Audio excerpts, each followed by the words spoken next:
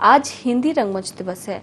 हर साल 3 अप्रैल को ये दिवस मनाया जाता है। आइए हिंदी रंगमंच दिवस पर आपको दिखाते हैं हिंदी नाट्य शास्त्र की ऐतिहासिक यात्रा।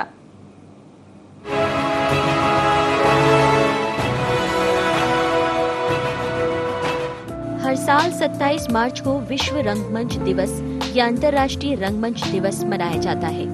हिंदी रंगमंच दिवस प्रतिवर्ष 3 अप्रैल को मनाया जाता है। 3 अप्रैल 1868 की शाम बनारस में पहली बार शीतला प्रसाद त्रिपाठी की हिंदी नाटक जानकी मंगल का मंचन हुआ।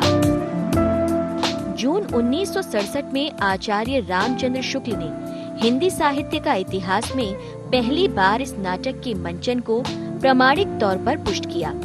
इंग्लैंड के एलन इंडियन मेल के 8 मई 1868 के अंक में भी उस नाटक के मंचन की जानकारी प्रकाशित हुई थी।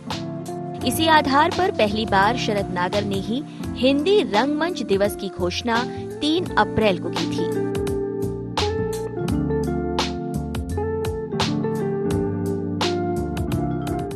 भारत में रंगमंच का इतिहास बहुत पुराना है। ऐसा समझा जाता है कि नाट्य कला का विकास सर्वप्रथम भारत में ही हुआ। ऋग्वेद के कतिपय सूत्रों में यम और यमी, पुरुरवा और उर्वशी आदि के कुछ संवाद हैं। इन संवादों में लोग नाटक का विकास चिन्ह पाते हैं।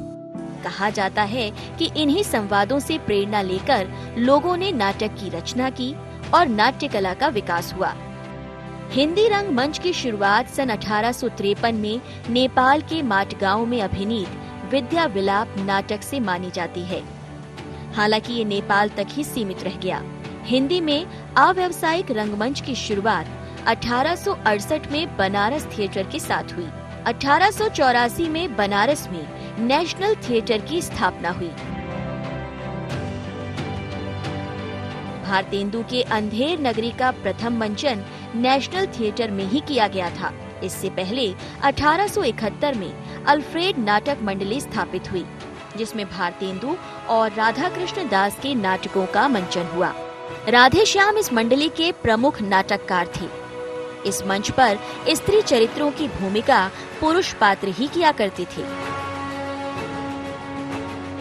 हिंदी नाट्य शास्त्र के जनक माने जाने वाले भरत मुनि ने नाट्य शब्द का प्रयोग केवल नाटक के रूप में न करके व्यापक अर्थ में किया था, जिसके अंतर्गत रंगमंच, अभिनय, नृत्य, संगीत, रस, वेशभूषा, रंग शिल्प सहित दर्शक का पक्ष आता है। हिंदी रंगमंच के विकास में भारतेंदु नाटक मंडली की भूमिका महत्वपूर्ण मानी जाती है।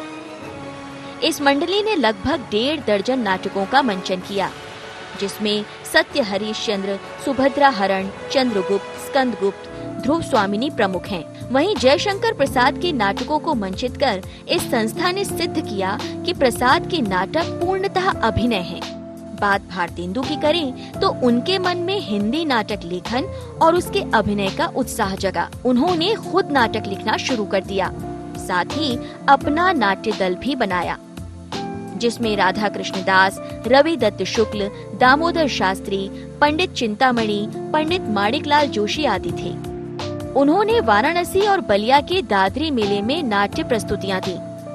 इसके बाद तो काशी में नाटक करने के लिए नाट्य संस्थाओं का बनना शुरू हो गया था।